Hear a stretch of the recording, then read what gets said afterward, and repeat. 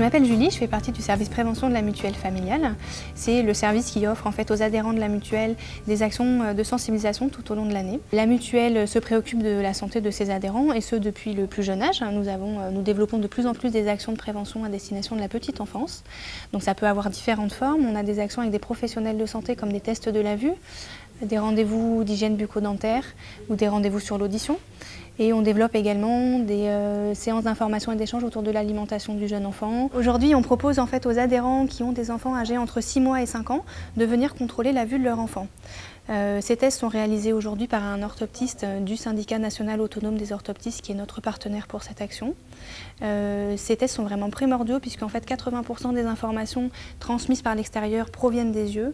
Donc l'enfant a obligatoirement besoin d'avoir une bonne vue pour pouvoir se développer correctement. Je m'appelle Laetitia, donc je suis orthoptiste et aujourd'hui on cherche à détecter les troubles visuels chez les enfants de moins de 6 ans. Il y a des tests qui sont proposés à l'école, que ce soit à la maternelle ou en primaire, qui permettent de détecter les troubles visuels de l'enfant.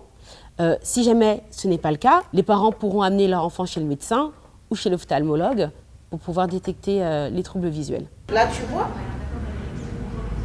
Non? T'es sûr? En fixant bien? Ouais, ça ressemble à la même chose, tu as raison. Donc nous, les tests de la vue, ça fait la 3e année là qu'on les met en place. On les a vraiment mis dans l'objectif de sensibiliser les parents qui ont des jeunes enfants à l'importance de vérifier la vue. Donc la première chose à savoir, et qui est très importante en fait, c'est que la vue, elle se développe, d'accord? Contrairement aux autres sens que sont l'audition, le toucher, le goût, qui eux sont fonctionnels à la naissance.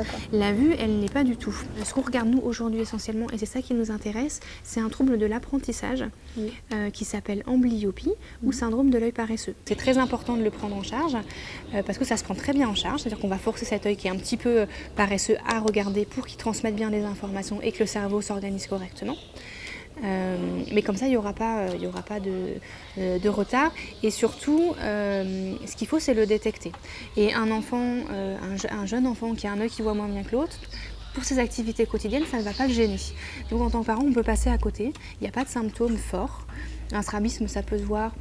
Une différence de vue entre les deux yeux, pas forcément. Donc c'est pour ça que ces tests sont mis en place.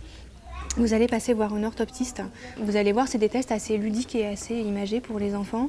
Elle ne touche pas les yeux des enfants, elle ne met pas de gouttes dans les yeux. L'idée, c'est vraiment de vérifier que les différents paramètres de la vue se mettent en place correctement par rapport à son âge, qu'il n'y a pas de strabisme et qu'il n'y a pas de grosse différence entre les deux yeux, puisque ces deux choses-là pourraient aboutir à une amblyopie qu'il faudrait prendre en charge maintenant. Elle peut être amenée à vous dire, il va falloir faire un bilan orthoptique ou ophtalmo. Alors, à la rentrée au CP, parce que c'est toujours conseillé, mais bon, là, on le fait là, donc c'est bien. On va regarder ça? On y va? Super, je vous accompagne.